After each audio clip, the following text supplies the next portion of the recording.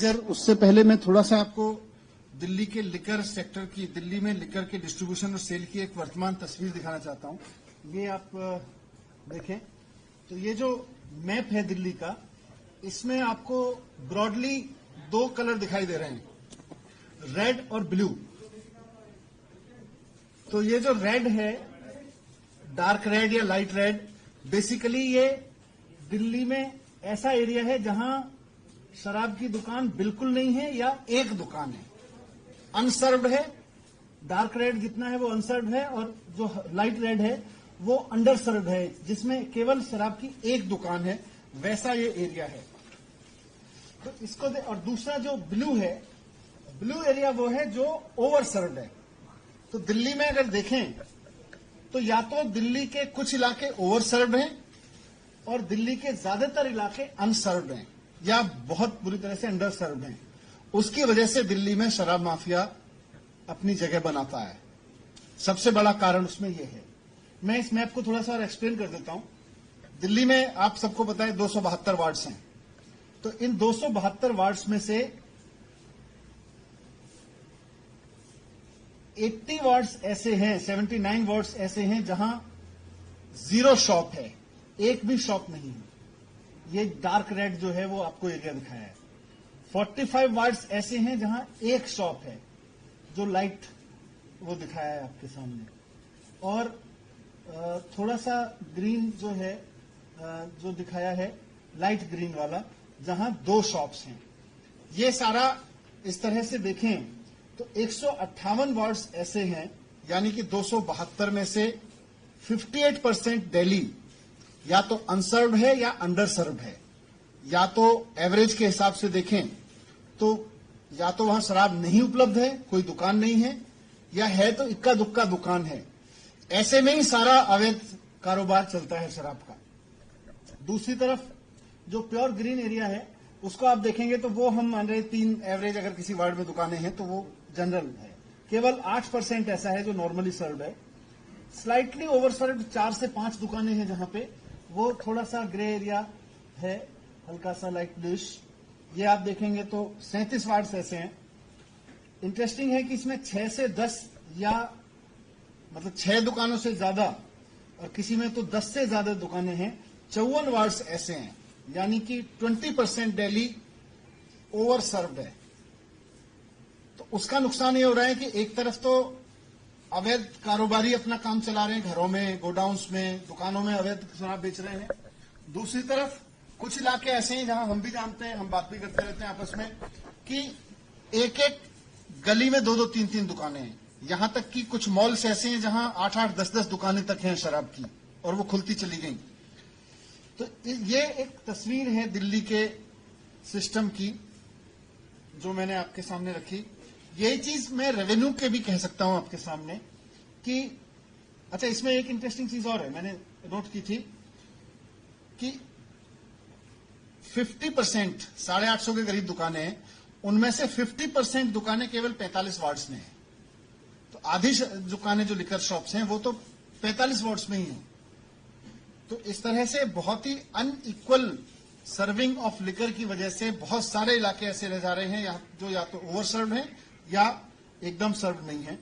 Revenue का देखें तो 50% रेवेन्यू जो है वो 189 शॉप से आ रहा है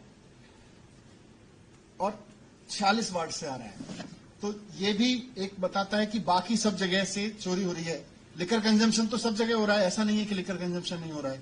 तो बाकी इलाकों में लगातार चोरी हो रही है।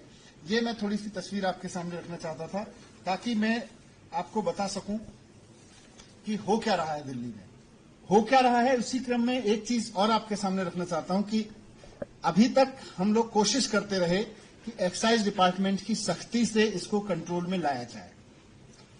पिछले 3-4 साल में काफी कोशिशें की थी और उसके रिजल्ट हैं कि पिछले 2 साल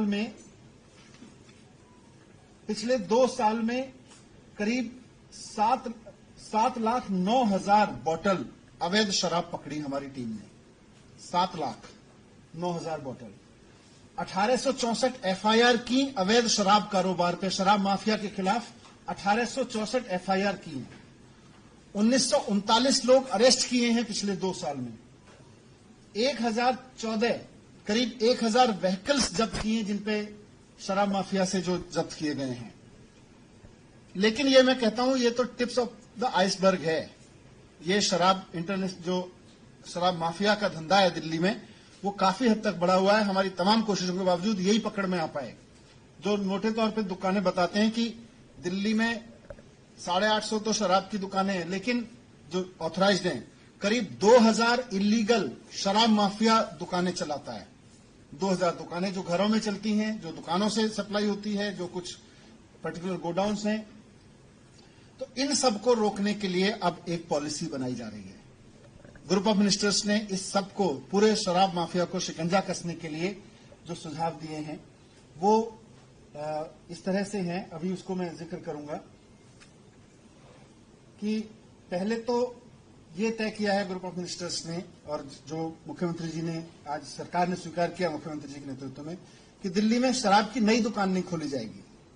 इक्विटेबल डिस्ट्रीब्यूशन करेंगे, लेकिन शराब की नई दुकान खोल के नहीं करेंगे। तो जितनी दुकानें हैं उतनी ही दुकानें रहेंगी। दिल्ली में कोई नई शराब की दुकान नहीं खुलेगी। और ये बताते हुए मैं ये भी बता दूं कि आज जितनी दुकानें हैं, 2016 में जितनी दुकानें थीं, उसके बाद से दिल्ली में नई शराब की दुकान नहीं खोली गई है। 2016 से कोई नई दुकान नहीं खुली है, आगे भी नहीं खोली जाएगी नई दुकान। ये हमारा कमिटमेंट है यहां पे। दूसरा रिफॉर्म ये है कि अभी आधी से ज्यादा दुकानें, करीब 60% दुकानें सरकारी हैं। यहां बहुत चोरी है। यहां ब्रांड पुशिंग होती है, यहां टैक्स की भी चोरी देखी गई, हमने स्टडी किया। यहां पे उनका उस सब के बावजूद 40% दुकानें जो प्राइवेट हैं उनसे ज्यादा रेवेन्यू आ रहा है बनिस्बत 60% सरकारी दुकानों के मुकाबले। तो ये सारा डेटा स्टडी किया और ये तय किया कि अब दिल्ली में सरकार की शराब की दुकान नहीं होगी। दिल्ली में सरकार की शराब की दुकानें विड्रॉ कर ली जाएंगी, क्योंकि गवर्नमेंट की जो दुकानें हैं वो 150 गज में है, 150 स्क्वायर फीट की दुकानें, छोटी छोटी दुकानें, और उनके बाहर आप देखेंगे तो जेल जैसा दृश्य रहता है आमतौर पे। वो खिड़की का दरवाजे जो है उसके सेलिंग काउंटर होता है, वो सड़क पे होता है आमतौर पे, और वहां एकदम जेल की तरह से लाइन लगी रहती है। तो वो हमने बंद करने का निर्णय लिया है। अब दुकान, एक तो गवर्नमेंट की दुकान नहीं होगी, और किसी भी लिकर शॉप के लिए कम से कम 500 स्क्वायर फीट की दुकान होना जरूरी होगा। उसके लिए यह भी जरूरी होगा कि उसका कोई भी काउंटर सड़क की तरफ नहीं खुलेगा, क्योंकि अभी सरकारी दुकान, शराब की दुकान की बात करो तो बाहर एक खिड़की जिसमें से कुछ लोग हाथ डाल डाल के शराब ले रहे हैं, वो नजारा नजर आता है। ये बंद हो जाएगा दिल्ली में नजारा। 500 स्क्वायर फुट से नीचे कोई शराब की दुकान नहीं होगी। बाहर खड़े होकर कोई शराब नहीं बिकेगी। जो काउंटर होगा वो अंदर होगा, सेल काउंटर से लेके पिकअप सब कुछ अंदर होगा, बाहर से वो शराब नहीं बेच सकेगा। ये दुकान की जिम्मेदारी होगी, ये दुकान वालों की जिम्मेदारी होगी कि वो दुकान के बाहर लॉ एंड ऑर्डर को बना के रखें, वो साफ सफाई रखवाएं, वहां वातावरण ठीक रखें, किसी तरह का इलिसिट कंज्यूमर या open consumption, open liquor consumption के माहौल वहां पे ना बने, जो ठेले वाले खड़े हो जाते हैं या कोई इस तरह के लोग खड़े हो जाते हैं जिनके पास खड़े होकर लोग वहां पे कंजम्पशन करने लगते हैं। ये दुकानदार की जिम्मेदारी होगी कि वहां पर इस तरह की कोई एक्टिविटी ना हो। उसके लिए उसको सीसीटीवी, सुरक्षा गार्ड, सब कुछ करना पड़ेगा। जरूरत पड़े तो पुलिस में कहना पड़ेगा, लेकिन वहां नहीं होने देना, ये उसके ऊपर डाला जा रहा है जिम्मेदारी, दुकान के ऊपर। अगर ऐसा नहीं कर पाया तो फिर उसके लिए उसका रिकॉर्ड खराब होगा और उसको आगे से दुकान चलाने में दिक्कत आ सकती है। दूसरा इसका प्रिंसिपल है इक्विटेबल डिस्ट्रीब्यूशन।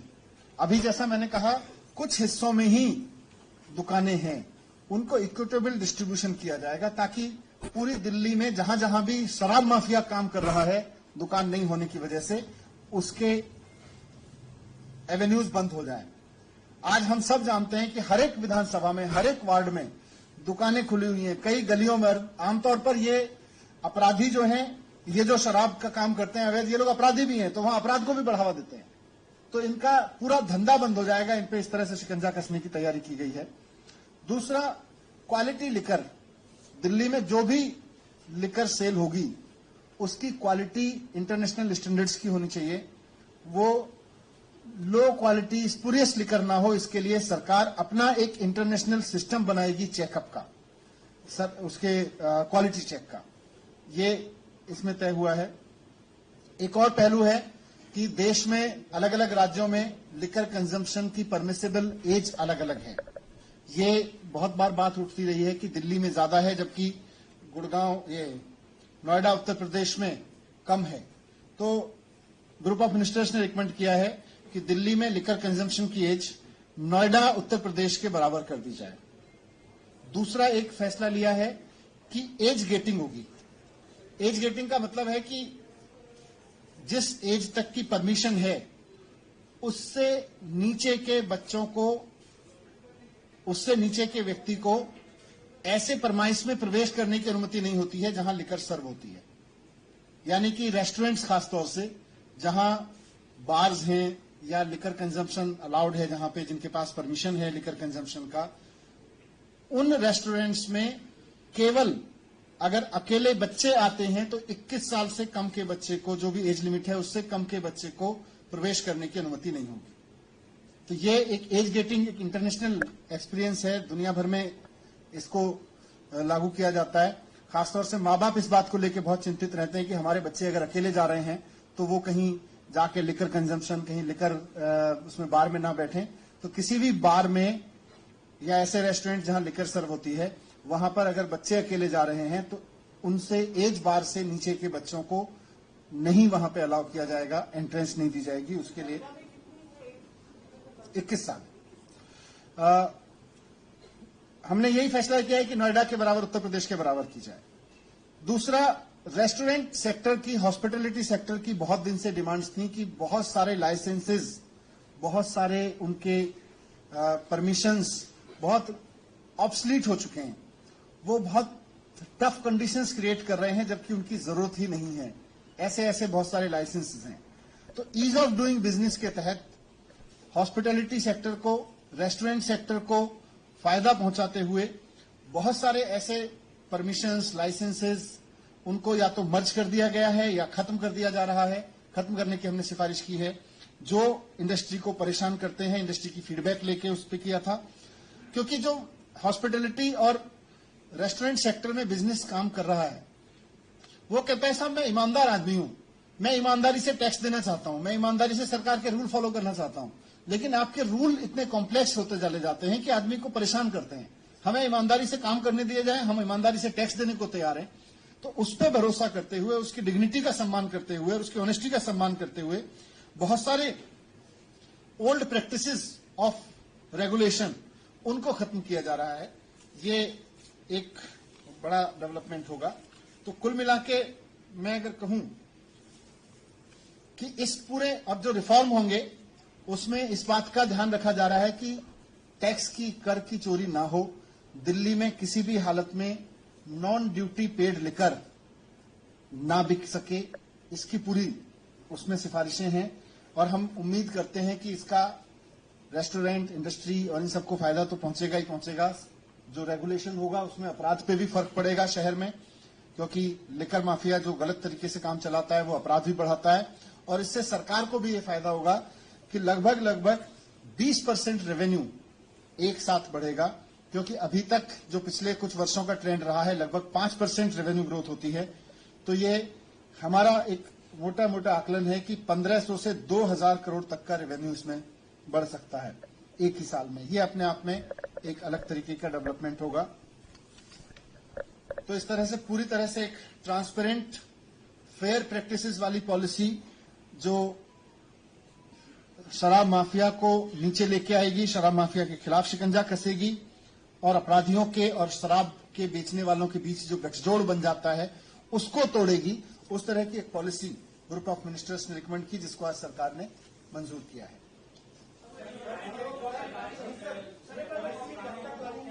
बस अब पॉलिसी इसी साल से लागू हो जाएगी। अब इसका आज आज सरकार ने इसकी ग्रुप ऑफ मिनिस्टर्स की रिपोर्ट मंजूर कर ली है, तो अब कुछ समय में हो जाएगी।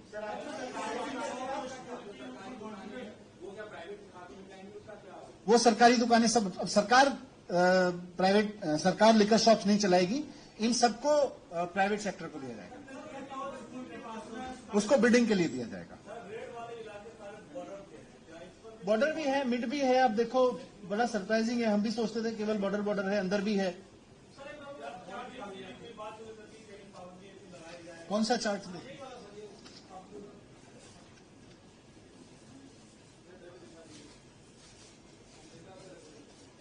Thank you. नहीं, मुझे नहीं लगता, क्योंकि अब ये तो मार्केट पे निर्भर करेगा, लेकिन उसकी, क्योंकि अल्टीमेटली कोई भी कॉस्ट है वो आप नेबरिंग स्टेट्स के हिसाब से ही तय हो जाती है अपने आप, और मार्केट अपने आप तय करता है।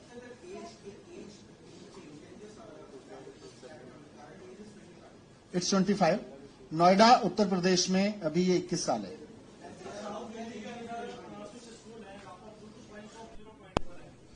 जो स्टैंडर्ड प्रोसेसिंग इसके प्रोसेसेस हैं कि उसकी जो प्रेस्क्राइब डिस्टेंस है उससे दूर ही होता है, उससे कोई पास आता है तो दुकान बंद। आप बता दीजिएगा स्कूल कौन सा है। शराब की दुकानें अब तभी खुलेंगी जब वो 500 स्क्वायर फीट की होगी। वो बता देंगे, अलग से बता देंगे, अभी उसमें बता देंगे।